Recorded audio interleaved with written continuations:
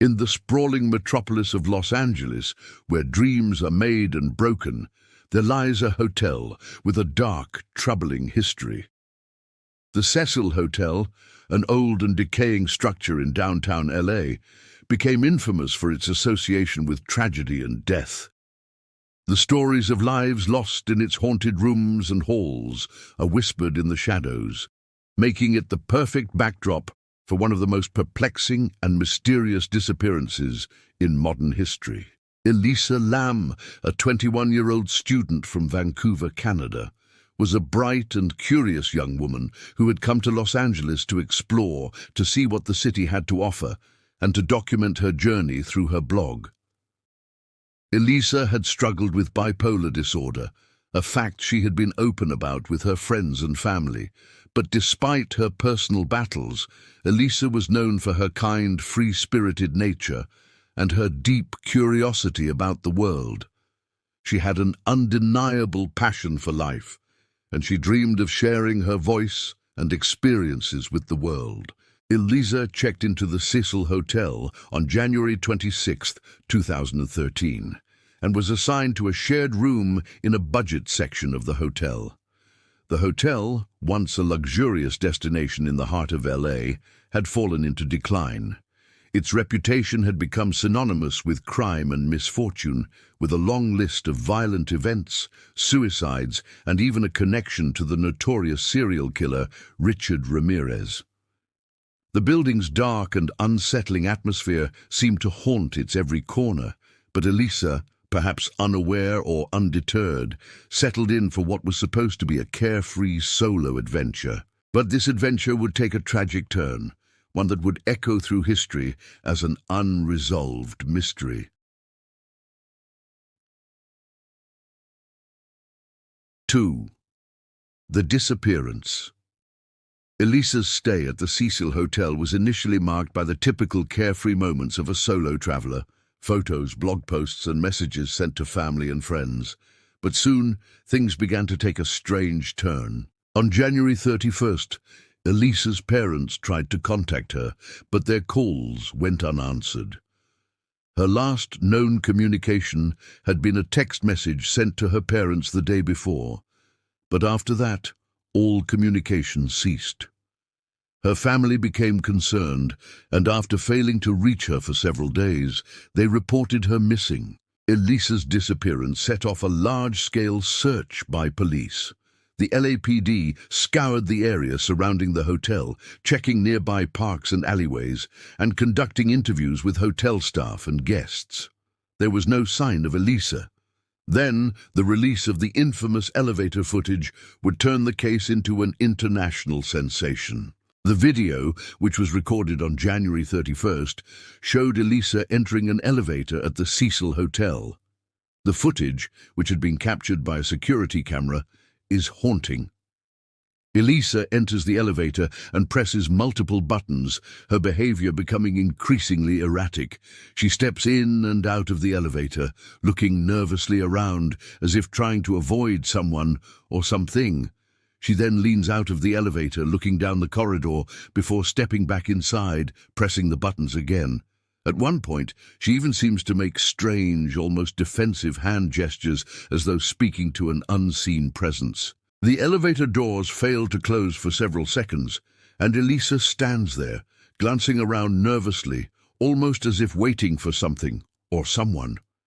Her behavior appears confused and anxious, but there's no one else in the elevator with her. The video ends with Elisa stepping out of view, disappearing into the hotel's long, dark corridors. This eerie footage would be the last time Elisa was seen alive.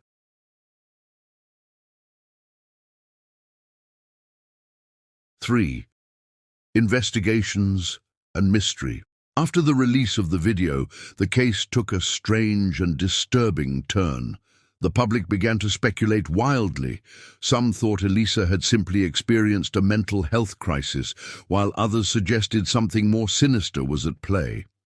The footage became a source of fascination, with many trying to analyze Elisa's actions in the elevator. Was she being followed? Did she feel threatened? Was there something she was trying to escape? Despite the bizarre behavior captured on tape, there were no clues to explain her disappearance. Investigators combed through the hotel's grounds, searching for any sign of Elisa. The police had no leads. Was she still somewhere in the hotel? Had she left the building and wandered off? Theories ranged from Elisa's death being a tragic accident to suggestions of foul play or even supernatural involvement. Then on February 19th, 2013, nearly 3 weeks after Elisa's disappearance, a hotel employee investigating complaints of low water pressure made a chilling discovery. Elisa's body was found in one of the hotel's rooftop water tanks. The body had been submerged in water for days, and guests had unknowingly been drinking and bathing in contaminated water. The discovery was shocking. The hotel staff had reported that the roof door had been locked and there were no signs of forced entry. How could Elisa have gotten into the water tank? Was it possible that she had climbed in of her own accord, or was there something or someone else involved? The investigation into Elisa's death only raised more questions. Her body was found with no signs of trauma, and the cause of death was later determined to be accidental drowning. But how had Elisa gotten onto the roof? And why had she chosen to climb into a water tank where there was no escape? Some suggested that Elisa had been disoriented, possibly due to a mental health episode, and had made her way to the rooftop, unaware of the dangers around her. Others speculated that someone had followed her to the roof, or that the hotel itself played a role in her death. But there was no evidence to support any of these theories. The hotel's dark past only added to the intrigue. The Cecil Hotel had long been linked to death and tragedy. Over the years, it had been home to serial killers, suicides, and mysterious disappearances. Richard Ramirez, the notorious Night Stalker, had stayed there during his killing spree in the 1980s, and the hotel had been the site of numerous suicides and violent events. Some believed that Elisa's death was somehow connected to the building's haunted history, and that she had become yet another victim of its malevolent energy. Theories continued to pour in from all over the world. Some believed Elisa was the victim of a sinister conspiracy, while others thought she had been targeted by someone inside the hotel. Could the hotel's reputation for strange and unexplained events be the key to understanding her tragic death? Or was Elisa's fate simply the result of a random set of unfortunate circumstances? Despite the coroner's ruling, which determined Elisa's death to be an accident, many people continue to doubt this conclusion. Was there a hidden truth behind Elisa Lam's disappearance and death, or was it just a tragic case of mental illness and misadventure? Theories about foul play, supernatural forces, and the sinister history of the Cecil Hotel continue to circulate online. To this day, the case remains unsolved. Elisa Lam's disappearance and the circumstances surrounding her death continue to intrigue and haunt those who follow the case. Was her death truly an accident, or was something more sinister at play? And why does her story, more than any other, continue to captivate the imagination of people around the world? Elisa Lam's mysterious death is a chilling reminder that some questions may never be answered, and some mysteries may never be solved.